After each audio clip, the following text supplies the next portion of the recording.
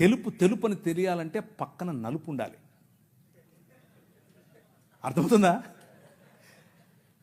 మీకు మీ రాజు విలువ తెలియట్లా. ఇంకా ఇవన్నీ చూపించి సనాతనం చున్నలు చూశారా మా దగ్గర ఇలాంటివి ఇలాంటి చెప్తుంటారు. ఓ మాకు తెలియదులే అని.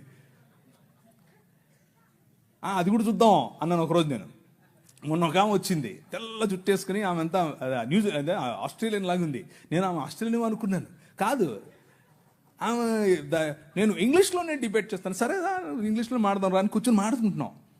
ఆమెకి కంటెంట్ చూపిస్తుంటే ఇదంతా తూచి అంటుంది. నేను ఒప్పుకోను, నేను ప్రిపేర్ కాలేదంటుంది. నేను అడిగాను, నేను రమ్మని, నువ్వేం చెవు? ఈ రాజ్యంలో చిన్నపిల్లలు ఆడపిల్లల పట్ల మన వైఖరి ఏమిటి అని అంటే, ప్రభు అన్నాడు, నీ కనుదృష్టి తప్పుగా ఒక స్త్రీ మీద పడితే కూడా నువ్వు పాపం చేసినట్లే అని అన్నాడు. కానీ ఈ రాజ్యం ముహమ్మద్ గారు నిర్మించినటువంటి రాజ్యం, ఆ రాజ్యంలో స్క్రీన్ మీద మీకు కనిపిస్తున్నట్లుగా 9 ఏళ్ల బాలికతో 6 ఏళ్ల వయసులో ఆమెను పెళ్లి చేసుకుని 9 ఏళ్ల వయసులో ఆమెతో శయనించినటువంటి రాజ్యం. అలాంటి రాజ్య నిర్మాణం ముహమ్మద్ గారు చేశారు. అది ఎక్కడుంది? సహీహ్ బుఖారీ వాల్యూమ్ నెంబర్ 7 హదీస్ సంఖ్య 51, 58. 4 పెళ్లి చేసుకో నువ్వు చాలే అని అల్లా చెప్పాడంట ఆయనకి. అది కాదని ఒకేసారి ఆయన 9 మందిని చేసుకున్నాడు పెళ్లి. ఇది ఎక్కడుంది? సహీహ్ బుఖారీ పేజ్ నంబర్ 195 హదీస్ సంఖ్య 268, 284. ఇవన్నీ నేను దాన్ని ఏమంటారు, నాకేం ప్రాబ్లం లేదు. లైవ్ వెళ్ళినా ప్రాబ్లం లేదు, ఎక్కడికి వెళ్ళినా ప్రాబ్లం లేదు. నేను పబ్లిక్గా చెప్పాను అందరి ముందు. కానీ మీకు కొంచెం జుగుప్సాకరంగా ఉండొచ్చు మొదటిసారి ఒకవేళ వింటూ ఉంటే. కానీ ఎందుకు ఇది చెప్తున్నాను అని అంటే, నీ రాజును తెలుపు అని తెలియాలంటే పక్కన నలుపు ఉండాలి. అర్థమవుతుందా? మీకు మీ రాజు విలువ తెలియట్లా. ఇంకా మీ రాజ్యం విలువ తెలియట్లా.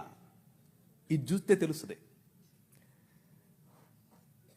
ఒకరోజు తను పెంచుకున్న కుమారుడి భార్య, ఆవిడ బట్టలు మార్చుకుంటోంది. అల్లా గారు ఒక గాలి పంపారట. ఆ గాలి పంపగానే తెర చిరిగెను, లేదా తెర పైకి లేచెను. తెర పైకి లేస్తే నువ్వు నేనేం చేస్తాం? కళ్ళు మూసుకొని పక్క వస్తాం. అలా రావాలి. మన ప్రభు అది నేర్పాడు. ఆయన అన్నాడు, అస్తగ్ఫిరుల్లాహ్, దేవుడు ఎంత అందం సృష్టించాడు అని చెప్పి బయటికి వెళ్ళి వెళ్ళిపోతున్నాడు. ఈమె పాపం ఉదరాభద్ర మా మామగారు వెళ్ళిపోతున్నారని చెప్పి మంచిగా బట్టలు వేసుకుని వెళ్తూ వాళ్ళ కొడుకు వచ్చాడు. ఏమైంది? మా నాన్న వెళ్ళిపోతున్నాడు. ఏమైంది? ఏమో నాకు తెలియదు, అడుగు. ఆయన వెళ్ళి, నాన్నగారు ఏమైంది అని అంటే, ఏం లేదురా, నీ భార్య బాగుంది, నువ్వు వదిలేసి నేను చేసుకుంటా అన్నాడు. నీ రాజు క్యారెక్టర్ ఆలోచించు ఒకసారి. ఎలా చేస్తాడు నీ రాజు? చంటి బిడ్డల స్తుతుల మీద ఆసీనుడవుతాడు. నీ మామ మానాచ్ఛాదమును నువ్వు తీయకూడదు, నీ కోడలి మానాచ్ఛాదమును నువ్వు తీయకూడదు. దేవుని వాక్యం స్పష్టంగా చెప్తుంది. వీరు నిర్మించే రాజ్యానికి, నీ రాజు నిర్మించే రాజ్యానికి ఉన్న తేడా స్పష్టంగా చెప్తుంది. వీరు నిర్మించే రాజ్యానికి, నీ రాజు నిర్మించే రాజ్యానికి ఉన్న తేడా అది. ఇవన్నీ చూపించి సనాతనం చున్నలు చూశారా మా దగ్గర ఇలాంటివి ఇలాంటి చెప్తుంటారు. ఓ మాకు తెలియదులే అని. అది కూడా చూద్దాం అన్నాను ఒకరోజు. నేను మొన్న ఒక ఆమె వచ్చింది, తెల్ల జుట్టేసుకుని. ఆమె అంతా అదే ఆస్ట్రేలియన్ లాగా ఉంది. నేను ఆమె ఆస్ట్రేలియన్ అనుకున్నాను. కాదు, ఆమె నేను ఇంగ్లీష్లోనే డిబేట్ చేస్తాను. సరే ఇంగ్లీష్లో మాడదాం రా అని కూర్చొని మాడుకుంటున్నాం. ఆమెకి కంటెంట్ చూపిస్తుంటే ఇదంతా తూచి అంటుంది. నేను ఒప్పుకోను, నేను ప్రిపేర్ కాలేదంటుంది. నేను అడిగాను, నేను రమ్మని, నువ్వేం చెవు అంటుందామా లైవ్లో. ఏ సబ్ దిస్ ఈజ్ ఆల్ రాంగ్ ఏంటి? ఇక్కడ కనిపిస్తుంది కదా, టెక్స్ట్ పెట్టాను కదా. మన సహోదరులకు తెలియదు ఇది ఇలా ఉంది. ఆ పుస్తకంలో, ఈ పుస్తకాలు ఇలా రాసుకున్నారని వాళ్ళకి తెలియదు. అందుకు ఆ సమస్య. శ్రీ బ్రహ్మవైవర్త పురాణం part 2 chapter number 35 page number 340. Okay, అందులో బ్రహ్మగారు స్వయంగా తన కూతురుతో శయనించడం చాలా గ్రాఫికల్గా రాశారు. ఋగ్వేదం మండలం 10 సూక్తం 61 వచనం 5 మీకు అక్కడ అండర్లైన్ చేసి చూపించాను. తన కూతురుతో ఆయన పెళ్లి చేసుకోవటం మరియు తన కూతురిని ఆయన అనుభవించడం. అంత మాత్రమే కాదు, శంకర భగవత్పాదులు అని మన కాకినాడ నుంచి ఒక ఆయన చెప్తుంటాడు చూసారా. ఆ శంకర భగవత్పాదులు అంటే ఇంకెవరో కాదు, ఆది శంకరాచార్యుడు. ఆది శంకరాచార్యుడు ఆ నేను చూపించినటువంటి ఋగ్వేదం 10వ మండలానికి ఆయన వ్యాఖ్యానం రాశాడు. ఆ వ్యాఖ్యానం అక్కడ ఉంది. ఏమనుంది అని అంటే, ఈ ఉపనిషత్తుల్లో ఉన్నటువంటి మాట ఇంకేదో కాదు, విరాజ్ అయినటువంటి మను అనగా బ్రహ్మగారు తన కూతురుతో నిజంగానే శయనించాడని రాశాడు. కానీ మన పిలుపు ఏమిటి? What is our calling? మన పిలుపు ఏమిటి? మన పిలుపు ఏమిటి అని అంటే, డిస్క్రిమినేటింగ్ ఉమెన్ జరగకూడదు, డిస్క్రిమినేటింగ్ మెన్ జరగకూడదు, రిలేషన్షిప్స్లో ప్యూరిటీ ఉండాలి, ఎదుటివాడి భార్యను నువ్వు దొంగిలించకూడదు, ఎదుటివాడి భార్య పైన నువ్వు ఆశ పెట్టుకోకూడదు. Very plain clear. అలాగని చెప్పి మన బైబిల్ గ్రంథంలో ఉన్నవారు అలాంటివి చేయలేదా? చేశారు. దేవుడు ఏం చేశాడు? మూతి పళ్ళు రాలగొట్టాడు. ఇక్కడ దేవుళ్ళే చేస్తున్నారు. అదే ప్రాబ్లం. అదే ఆయన నిర్మించే రాజ్యంలో అగ్నిచేత పుటము వేయబడి తీసినటువంటి మానవ సమాజం, మేలిమి బంగారము లాంటి మానవ సమాజం, నిజముగా ఆయన చిత్తానికి లోబడే మానవ సమాజం, ప్యూర్గా ఉండే మానవ సమాజం. మొహమ్మద్ గారు కట్టినటువంటి రాజ్యం. ఆయన అన్నారు, స్త్రీలు అరబుద్దోళ్ళు అన్నాడు. అంటే నేను అనట్లేదు, మీరు రాళ్ళెత్తుకోకండి, నేను కాదు, మొహమ్మద్ గారు అంటున్నారు. ఎక్కడ? సూరా 2:282 ఖురాన్లో ఉంది. సహీల్ బుఖారీ 3వ హదీసు 26:58. ఎవరు? స్త్రీలు అర్రబుద్దోళ్ళు. ఈయన ఒకసారి విహారయాత్రకు పరలోకం వెళ్ళేట. ఇదంతా నేను ఏదో స్టోరీ చెప్పట్లేదు, మీ కళ్ళ ముందు ఉంది, కావాలంటే చూసుకోండి, ఆ రెఫరెన్స్లు మీరు వెళ్ళి చూడండి. ఓకే, ఈయన విహారయాత్రకు వెళ్ళి పైన ఆయన అల్లాహ్ గారితో మాట్లాడి, అల్లాహ్ గారితో సంభాషణ చిట్చాట్ అయిపోయిన తర్వాత ఎన్నికొస్తున్నాడు. ఎన్నికొస్తే ఆ పక్కన నరకం ఉందట. ఆయన తొంగి చూశాడు, ఇట్లా ఏముందో నరకంలో చూద్దామని. చూస్తే అందులో ఎక్కువ మంది స్త్రీలే ఉన్నారట. ఆయన పోతే పోయాడు, అల్లాతో మాట్లాడితే మాట్లాడాడు, పోనీ తొంగి చూశాడు. ఆయనకు స్త్రీలు కనపడటం ఏంటి?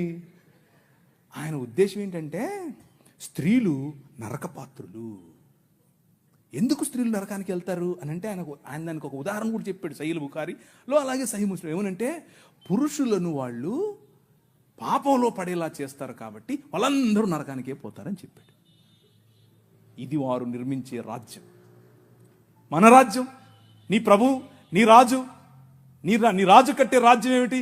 ఆయన దగ్గరికి ఒక ఆమె, పడుపు వృత్తి, ఒళ్ళమ్ముకునే ఆమె వచ్చి జటామాంసి అత్తరుబుడ్డి తీసుకుని వచ్చి పగులు కొట్టి తన కాళ్ళ మీద పోసి తన తల వెంట్రుకలతో తుడుస్తూ ఉంటే అమ్మా అని పిలిచాడు. అర్థమవుతుందా? పాపంలో పట్టబడిన స్త్రీని ఈడ్చుకుని వచ్చి కొట్టండి అంటే, ఒరేయ్ మీలో తప్పు చేయనుడు ఫస్ట్ ఏంటి రా అన్నాడు. ఎక్కడికక్కడ వెళ్ళిపోయారు అందరూ. అమ్మా నిన్ను నేను ఏం చేయను, వెళ్ళిపో అన్నాడు. ఈ రాజు పైకి వెళ్ళి తొంగి చూసేది కాదు, అక్కడి నుంచి వచ్చాడు. ఆయనకు తొంగి చూడాల్సిన పని లేదు, అక్కడి నుంచే వచ్చాడు. అక్కడి నుంచి వచ్చి ఎక్కడికి వెళ్ళాడు తెలుసా? ఒక్క స్త్రీ బావి దగ్గరికి వస్తుంది, నీళ్లు పట్టుకుంటుంది. ఈ రాజు, జగముల నేలే రాజు, తన చేతి పనులుగా ఉన్నటువంటి భూమి ఆకాశములు, ఆకాశము తన సింహాసనం, భూమి తన పాదపీఠం. కానీ ఈ రాజు బిందెలెట్టుకుని నీళ్ళెట్టుకునే దగ్గరికి వెళ్తాడు. అక్కడ కూర్చొని వెయిట్ చేస్తాడు. ఆమె వస్తే, అమ్మా నీళ్ళు ఇస్తావా అంటాడు. Look at the difference between these two kingdoms. ఈ రెండు రాజ్యాలకు ఉన్న తేడా. ఆ వైఖరి స్త్రీల పట్ల, ఈ వైఖరి స్త్రీల పట్ల. నీ రాజు స్త్రీలను గౌరవించే రాజు, నీ రాజు స్త్రీలకు డిగ్నిటీని ఇచ్చే రాజు. అందుకనే ఈ దేశంలో ఏం జరిగిందో తెలుసా? ఈ దేశంలో ఇంకొక 5 నిమిషాల్లో ఎవడో ఒకడు ఆవులించకపోతే చెప్తాం ఈ కథ. ఈ దేశంలో స్త్రీలు జాకెట్లు వేసుకోకూడదు, అది చట్టం. మొన్న రీసెంట్గా సినిమా కూడా వచ్చింది ఒకటి, అదేదో జరగలేదు అనుకుండేరు, అది జరిగింది. అది ఈ దేశంలో ఉన్న చట్టం. ఎందుకు అనంటే మన దేవుడైనటువంటి బ్రాహ్మణుడు నడుచుకుంటూ వస్తే అది ఆడో మగో తెలియాలి, కాబట్టి ఇప్పి చూపించాలి. ఏం లాజిక్ ఇది? ఏం లాజిక్? అవును, ఇది ఎవరికి ముఖ్యంగా బడుగు బలహీన వర్గాలకు జాకెట్లు వేసుకునే అధికారం లేదు అన్నారు. ఎందుకు లేదు? వేసుకోకూడదు నువ్వు అన్నారు. వేసుకుంటే స్తనాలు కోశారు. మీ స్తనాల బరువు చూసి దానికి పన్ను విధించారు. బాగా బలిశావులే కట్టు అన్నారు. కానీ ఒక పేరు చెప్తాను, విన్నోళ్ళు చేయొద్దండి. Charles Mead. నేను వెళ్ళిపోతున్నా.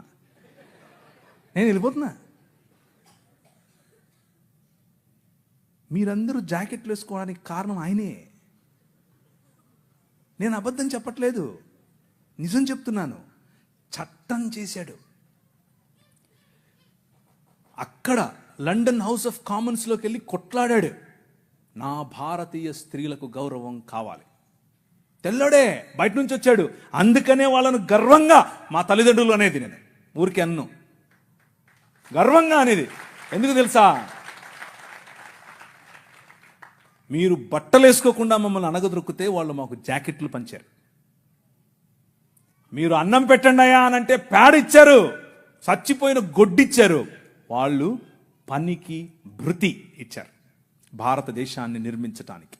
Charles Mead, church mission society and London mission society, వీరిద్దరి తరఫున కేరళ ప్రాంతంలో నిలబడి ఆయన ఇల్లు, ఆయన బంగ్లాను అలా కాల్చేశారు 3 సార్లు. అయినా కానీ వెనక్కి తగ్గేదిలా. స్త్రీలకు జాకెట్లు. వారిని చూసి నాడార్ సమాజంలో ఉన్న స్త్రీలందరూ జాకెట్లు వేసుకోవడం మొదలు పెడితే, అమ్మా నీకు అంత కొవ్వటే అని పట్టుకుని రోడ్లో వాళ్ళ స్తనాలు కోసి ఊరేగించారు. అయినా కానీ ఆయన అన్నాడు, దేవుని రాజ్యం, దేవుని శక్తి మీ మీద ఉంది, భయపడద్దు, మళ్ళీ కుట్టిస్తానన్నాడు. మళ్ళీ వాళ్ళకి జాకెట్లు వేసాడు. వాళ్ళని చూసి ఈడవ సమాజం వాళ్ళు జాకెట్లు వేసుకోవడం మొదలు పెట్టారు. కేరళ మొత్తంలో విప్లవం. ఏం విప్లవం? జాకెట్ల విప్లవం ఏంటండి బాబు? అవును, గాస్పెల్, దేవుని రాజ్య సువార్త అని అంటే నువ్వు చచ్చిపోతే పరలోకం పోతావా, నరకం పోతావా, ఈనేసొస్తావా, కూలిపోతావా, ఇక్కడ వరకే కాదు. నీ రాజ్యము వచ్చునుగాక, ఇక్కడ ఇప్పుడు ఈరోజు నువ్వు బ్రతికుండగా దేవుని చిత్తము నీ మధ్య నెరవేరాలి. మా అనుదిన ఆహారము మాకు దయచేయి. ఈ దేశంలో ఆహారము లేక అలమటించే క్రమంలో అన్నం పెట్టింది ఈ సువార్త. మనిషిని మనిషిగా చూసింది ఈ సువార్త. చార్ల్స్ మీడ్ కారణం చేత స్త్రీలందరూ ఈరోజు జాకెట్లు వేసుకుంటున్నారు. అంత మాత్రమే కాదు, జాకెట్లు వేసుకుంటూ ఉంటే ఇప్పుడు వచ్చి మనకు శుద్ధ నీతులు చెప్తున్నారు. మీరు పాశ్చాత్య డ్రెస్సులు వేసుకోవాకండి. ఏంది? అసలు డ్రెస్సులే వేసుకోవద్దన్నారు మొన్నటిదాకా, ఇప్పుడేమో పాశ్చాత్య డ్రెస్సులు అంటున్నారు. చూసావా? మన రాజ్యం, దేవుడు నిర్మించే రాజ్యం, అది ప్రభావవంతమైన రాజ్యం. శత్రువును కూడా తన భావజాలంలోనికి మర్చుకోగల రాజ్యం. ఒక ఆయన టీవీలో మాడుతూ ఉంటే ఒక ఆయన అన్నాడు, ప్రవీణ్ గారు మీరు మత మార్పిడి చేస్తారు. మేము ఎక్కడ మత మార్పిడి చేసామండి బాబు? ఏంటి ఏం లేదండి మీరు అవునా, నీకు ఇట్లా కాదులే, ఇంకొక రకంగా చెప్తా అని చెప్పి, సరే మీ పేరేంటి అంటే చెప్పాడు. ఆయన ఆబ్వియస్గా బ్రాహ్మణుడు, క్షత్రియుడు, వైశ్యుడు కాదు. అంటే ఎవరు? మీరు అర్థం చేసుకోండి. శూద్రుడో ఇంకెవరో ఉంటాడు. మీరు స్కూల్కి వెళ్ళారా అని అడిగాను. మీ అమ్మగారు ఏం చేస్తారు అని అడిగాను. మా అమ్మగారు లెక్చరర్ అండి అన్నాడు. ఏ కాలేజీలో అని అడిగాను. చెప్పారు. అయితే మీరు సగం క్రైస్తవులే అన్నాను. అదేంటి అంటే మీ సనాతనంలో మీరు చదువుకోకూడదండి, మీరు కాలేజీకి పోకూడదు, మీ స్త్రీలు అసలు చదువుకోకూడదు, వాళ్ళు చదువు చెప్పడం ఏంటి? చూసారా మా భావజాలంలోకి వచ్చేసారు అన్నాను. అయ్యో నవ్వుతున్నాడు. అయ్యో మీరు ఏంటి ఏది చెప్పినా నన్ను నువ్వు సగం క్రైస్తవుడు అన్నాను. ఆయనకు మైండ్ బ్లాక్. ఏంటండి చెప్పాను చూసారా, దేవుని రాజ్యం ఆవగింజంతదే, కానీ అది పెరుగుతుంది, నీకు తెలియకుండానే పెరుగుతుంది, విస్తరిస్తుంది, మహావృక్షం అవుతుంది. మీ అమ్మగారికి చదువు చెప్తుంది.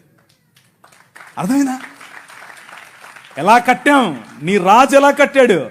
స్త్రీలకు చదువు, వాళ్ళు రొట్టెలు ఎత్తాలి, వాళ్ళు అన్నం వండాలి అని మాట్లాడుకుంటూ ఉంటే, వాళ్ళు షెడ్యూల్ వేసుకోవచ్చా వేసుకోకూడదా అంటే మగవాళ్ళు, పురుషులు, మనము స్త్రీలను పురుషులను పక్కపక్కన కూర్చోబెట్టి 200 సంవత్సరాల క్రితమే చదువు చెప్పాం. That is the Kingdom of God, దేవుని రాజ్యం. ఆ రాజ్య ప్రభావానికి తట్టుకోలేక, నిజమైన మనుష్యత్వాన్ని చూసి తట్టుకోలేక మతం గిలగిలగిల కొట్టేసుకుంటుంది. అదే జరుగుతుంది ఇప్పుడు. కానీ అలు పెరగకూడదు, మన విలువలు అలు పెరగకూడదు. లే నిలబడు అనే పాట మళ్ళీ మళ్ళీ పాడుకోండి. నిలబడాలి, దేవుని రాజ్యం కోసం నిలబడాలి, నీ రాజు కోసం నిలబడాలి. ఆ రాజు నీ ఊరికి రాజు, ఆ రాజు ఈ దేశానికి రాజు. ఇప్పుడు రాజు ఆయనే, తర్వాత రాజు ఆయనే. అప్పుడెప్పుడో వస్తాడు అనుకుంటారు, ఆయన మన మధ్య ఇక్కడ ఇప్పుడు ఉన్నాడు. ఒకరోజు తెర చినుగుతుంది,